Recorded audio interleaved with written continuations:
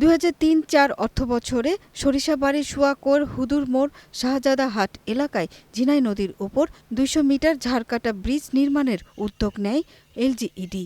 ২০০৬ সালে ব্রিজটি চলাচলের জন্য উন্মুক্ত করে দেওয়া হয়। কিন্তু বন্যায় ২০২০ সালের ২১ জুলাই ব্রিজটির দুটি পিলার ও দুটি গার্ডার দেবে যায়। বন্যায় পানির প্রবল স্রোতে ব্রিজের মাঝখানে ৬০ মিটার ভেঙে যায়। অথচ ৬ বছর কেটে গেলেও জোড়া লাগেনি ব্রিজের দুই প্রান্ত। ব্রিজটি মেরামতের কোনো উদ্যোগ নেয়নি এলজিইডি কর্তৃপক্ষ। এতে ভোগান্তিতে পড়েন সে অঞ্চলের মানুষ।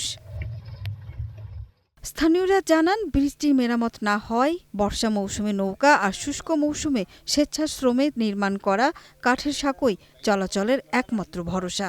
এতে মাঝে মধ্যেই ঘটছে ছোট বড় দুর্ঘটনা। অনেক এলাকার লোক এই রাস্তা দিয়ে চলাচল করে। দীর্ঘ কয়েক বছর হলো আমাদের ব্রিজটা ভেঙে গেছে।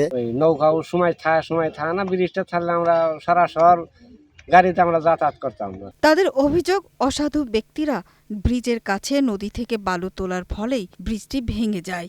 কিন্তু এত বছরেও ব্রিজ মেরামতের উদ্যোগ নেওয়া হয়নি। এই এলাকায় যখন ধান, পাট, সরিষা, ভুট্টা এগুলো তো আনা খুবই সমস্যা। আমরা স্কুল কলেজে যাইতে পারি না। ব্রিজ ভেঙে গেছে, ব্রিজের সমস্যা, ব্রিজ দরকার। এদিকে এ অঞ্চলের মানুষের দুর্ভোগ লাঘবের জন্য দ্রুত ব্রিজ মেরামতের আশ্বাস দিলেন এলজিইডি কর্মকর্তা। 3টে স্পেন 2019 সালের বন্যাতে ক্ষতিগ্রস্ত হয়ে ভেঙে যায়।